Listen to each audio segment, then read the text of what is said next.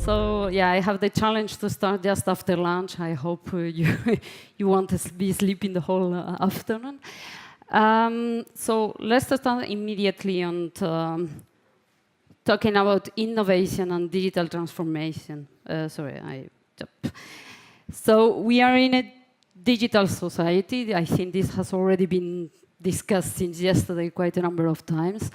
And the role of the public sector is quite important. And it's not only to be able to innovate and to push innovation in the society, but also to be part of it. Do innovation within the public sector also. This is very important. And this will help to make sure that the public service match the expectations that are changing now to create more public value. This is changing. There are more complex challenges. And for that, the public administrations have to have more coherent and integrated solutions offer. But it's not only that, it's also including new actors to this design and operation of public services. And we will talk later on how this can be done. So we have to make sure that technologies are used in the public sector. And already Sim yesterday and today, he reminded that the technology is there, but we are not using it at the whole extent to benefit in the public administrations. So which are the issues we have to take into account to take advantages of innovation in the digital transformation? Well, data is there.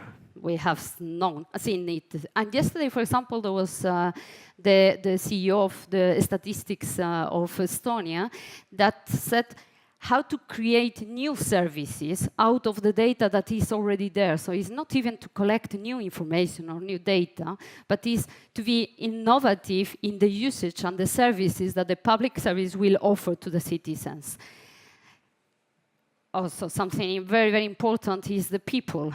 So workforce everywhere has to be ready to embrace the technologies, to make sure that innovation can be integrated in the new way of working. Always said, you cannot continue doing the same thing and expect that things will change. If you don't change the way you do things, nothing will change. So that's why you also have to think on organization re-engineering. You have to make sure that what you do is also available for citizens, which are now asking to be more digital. But this does not need to be done, in a very, disorganized way. You can already use a lot of standards, and interoperability is key in the innovation. Why interoperability is key? Well, if you start innovation and you do it on your own without thinking on how you can connect with others, this means that you are creating new barriers, new silos, and the value that you will create will be much less. So that's why it's important to have interoperability in mind. And I will be very quickly, I could spend the whole day talking about the European Interoperability Framework, but just to give you some hints on it. It is a framework. It was adopted by the European Commission. And not going in all the details, what I would like to say is it focuses not only on the technological interoperability, which is normally, IT people, we are always very much interested, and this is almost solved. We also talk about semantic interoperability, to make sure that we understand the same theme from the same data.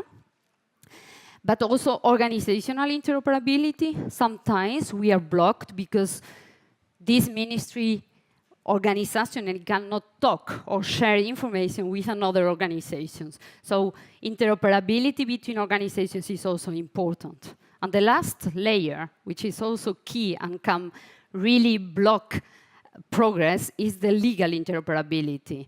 And this means that when you are drafting new laws, and now we are all talking about new legislation on AI, for example, we have to be careful in not introducing new barriers with the legislation. So we have to have into account the interoperability mindset during the drafting of legislation.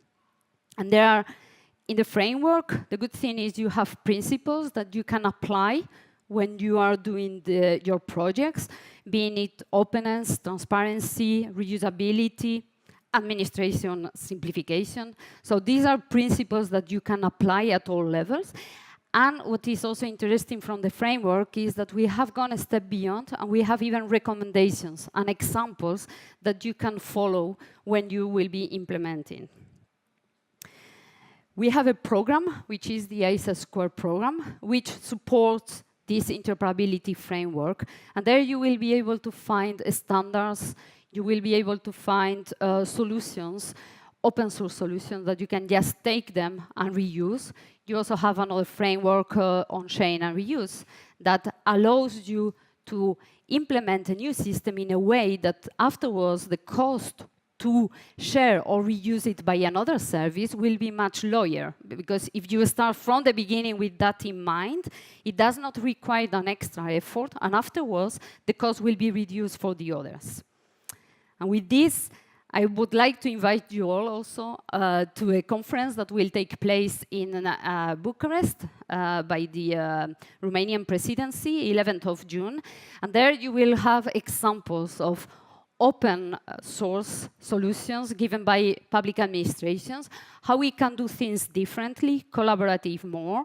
For example, coding with citizens, how we can involve or create new partnerships, new collaboration with either private sector or citizens to make more efficient and better public services. And all the information to contact us is in the slides. So thank you very much. And now we'll pass to the next speaker, which is Com Berbin, the State Chief Technology Officer of France. Thank you, Com.